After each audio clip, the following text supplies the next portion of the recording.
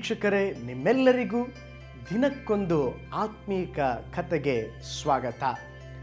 ಈ ದಿನ ಕೂಡ ಒಂದು ಆತ್ಮೀಕ ಕಥೆಯನ್ನ ನಾವು ನೋಡೋಣ.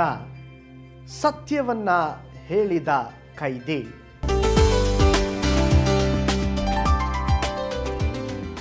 ವಿಜಯನಗರದ ಸಾಮ್ರಾಜ್ಯವನ್ನ ಆಳಿದ ಅರಸನು ಒಂದು ಸಾರಿ ಸೆರೆಮನೆಯಲ್ಲಿದ್ದಂಥ ಕೈದಿಗಳನ್ನು ಸಂದರ್ಶಿಸಲು ಹೋಗಿದ್ದರು. ಅಲ್ಲಿ ಕೋಣೆಯಲ್ಲಿ 5 ಕೈದಿಗಳು ಸರಪಣಿಯಿಂದ ಕಟ್ಟಲ್ಪಟ್ಟಿರುವುದನ್ನು ಅರಸನು ಕಂಡನು.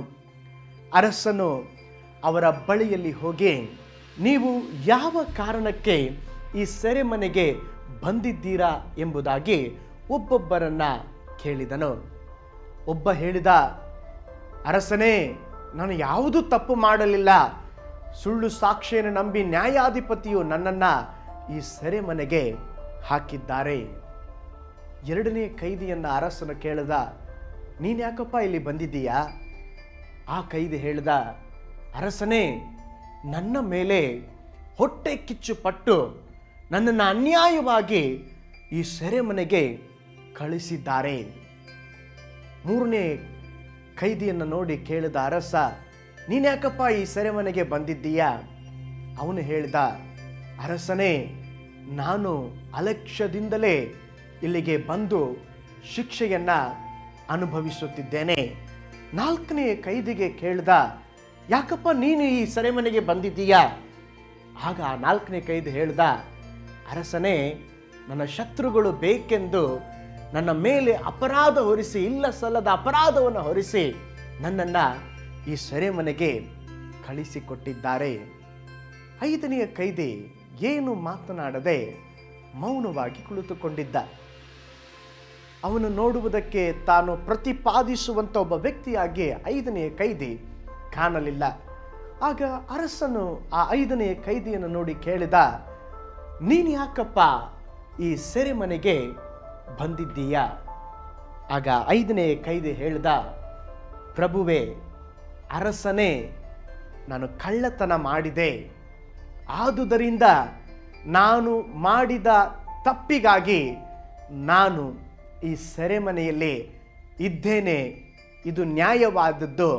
ಆದ್ದರಿಂದ ನಾನು ತಮ್ಮಿಂದ ಕ್ಷಮೆ ಕೇಳುವುದು ಸರಿಯಲ್ಲ ಎಂಬುದಾಗಿ ಆ ಒಂದು ಕಾರಣಕ್ಕೆ ನಾನು ಮೌನವಾಗಿ ಕುಳಿತಿದ್ದೇನೆ ಅರಸನೇ ಎಂಬುದಾಗಿ ಹೇಳಿದ.